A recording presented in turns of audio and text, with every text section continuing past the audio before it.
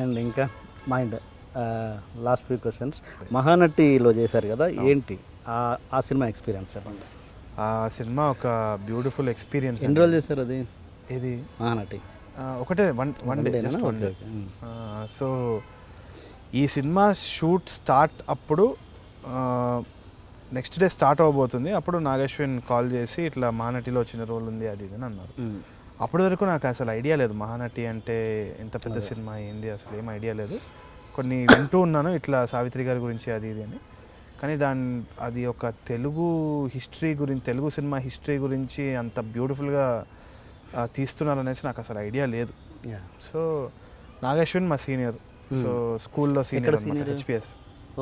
So ఆయన చెప్పినారు అంటే it's an order. So I had to go. అది వెళ్ళిన తర్వాత I went to Rama Naidu studio.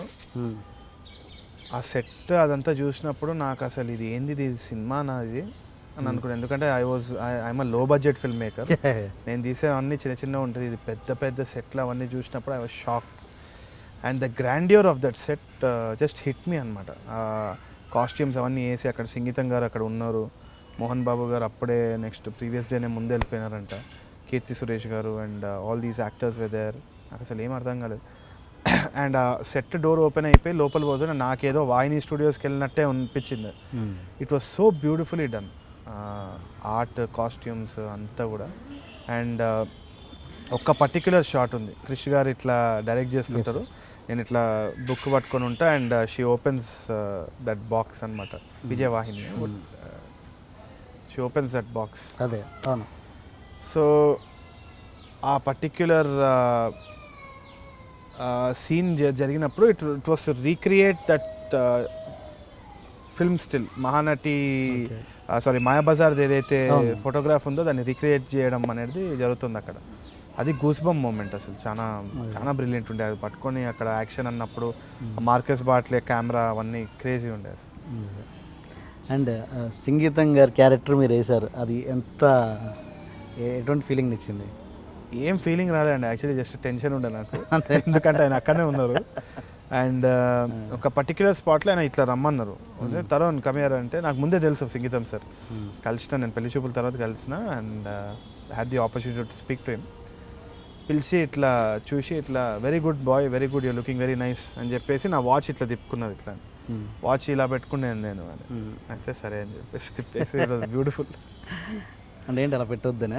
అంటే ఆయన ఏడీగా ఉన్నప్పుడు ఇలా ఇట్లా ఇలా పెట్టుకొని ప్యాడ్ పట్టుకొని టైం చూసుకుంటూ షార్ట్ చెక్ చేసి. సో అలాంటి చిన్న చిన్నవి ఆయన చెప్పారు. అండ్ ఆల్సో ఆయన అక్కడ కూర్చోవడం అనేది it was his presence was felt. So నాకు తెలిసి నాగేశ్వన్ వచ్చేసి ఆయన కావాలని అక్కడ కూర్చోబెట్టినాను, ఎందుకంటే నేను టెన్షన్ పడాలని చెప్పేసి. క్యారెక్టర్ అలా టెన్షన్ ఉండాలి కాబట్టి అట్లా పెట్టినట్టు అనిపించింది. He got his role, I was tensed. And చాలా ఇంటర్వ్యూలలో అక్కడక్కడ చూసినప్పుడు మీ బాడీ లాంగ్వేజ్ కానీ ఎక్స్ప్రెషన్స్ కానీ చాలా ఈజీతో ఉన్నాయి.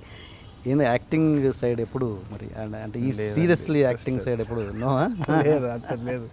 అదేదో ఈయన పిలిచినారు కదా, నాకు ఇంట్రెస్ట్ అంటే ఎక్కడనో అక్కడ ఒక మంచి సినిమాలో ఒక పార్ట్ ఉండాలనేసి ఒక ఇంట్రెస్ట్ ఉండేది. అది మహానటి తోటి తీరిపోయింది. ఇంకా సమ్మోహనంలో కూడా ఒక చిన్న రోల్ చేశాను. అవును కదా, చాలా చిన్నది. అండ్ దట్ టు ఇంద్రగంటి గారు పిలిచారు కాబట్టి. But otherwise I have nothing. ఏదైనా ఇంట్రెస్టింగ్ రోల్ ఒక మంచి సినిమాలో ఒక పాట అవ్వాలి అంటే తప్పకుండా ఐ విల్ షో ఇంట్రెస్ట్ ఏ విధంగా అయినా కానీ. సో అట్లా ఏమైనా ఉంటే ఫ్యూచర్లో చూసుకుంటా, కానీ నాకు యాక్టింగ్ మీద సెపరేట్గా ఇంట్రెస్ట్ అనేది ఏం లేదు. అండ్ తరుణ్ భాస్కర్ సినిమాలలో షార్ట్ ఫిల్మ్లో కానీ దీంట్లో కానీ నియమాలు ఎక్కువైపోతున్నాయి. దాని గురించి ఎవరు అబ్జెక్ట్ చేయట్లేదా, లేకపోతే? లేదు సార్, ఇప్పుడైతే అబ్జెక్షన్ అయితే ఏం రాలేదు. అంటే పదాల నియమ అయితే అది సైన్మాలో వచ్చేసి రాహుల్ రామకృష్ణకి అది అలవాటు. అది ఆయన ఇమీడియట్గా చెప్పేసి ఇంకా సింగ్ సౌండ్ కాబట్టి క్యాప్చర్ అయింది. దీంట్లో కూడా నాకు తెలిసి విశ్వాక్సేన్ కొన్ని ఎక్కువనే మాట్లాడానని చెప్పేసి మ్యాక్సిమం నేను కంట్రోల్ పెడుతూ ఉంటా. కాకపోతే ఏంటి అంటే యాక్టర్ని ఎక్కువ ఇంటర్ఫియర్. సో సింగ్ సౌండ్ వల్ల వచ్చిన ప్రాబ్లం కాకుండా అదేంటి అంటే ఒక కోపం కానీ ఒక ఫ్రెండ్ తోటి సో అప్పుడు నేను అది స్క్రిప్ట్లో రాయను. అది మ్యాక్సిమం స్క్రిప్ట్లో తక్కువనే ఉంటుంది. ఎందుకంటే నాకు ఐఎమ్ అగేన్స్ట్ వల్గారిటీ కొంచెము, బట్ ఐఎమ్ ప్రో రియలిజం. అది బేసిక్గా ఆయన యాక్టర్స్కి ఎట్లా ఆ మూడ్ అనేది సెట్ అవుతుందో అదే క్యాప్చర్ చేద్దామని తప్పకుండా కొన్ని రీటేక్లు కూడా చేస్తూ ఉంటా, కానీ పర్ఫార్మెన్సెస్ ఓరియంటెడ్ షాట్ అయితే వాళ్ళకి ఇచ్చిన ఫ్రీడమ్ ఉన్నప్పుడే అది బాగుంటుంది. సో అది మాత్రం కొంచెం నేను I don't compromise there. So అక్కడ పెట్టాల్సి వస్తుందేమో, అది ఎవరికి అబ్జెక్షన్ లేకపోతే I will keep it off అంతే. అంటే సెన్సార్లు ఎవరు అడగట్లేదా?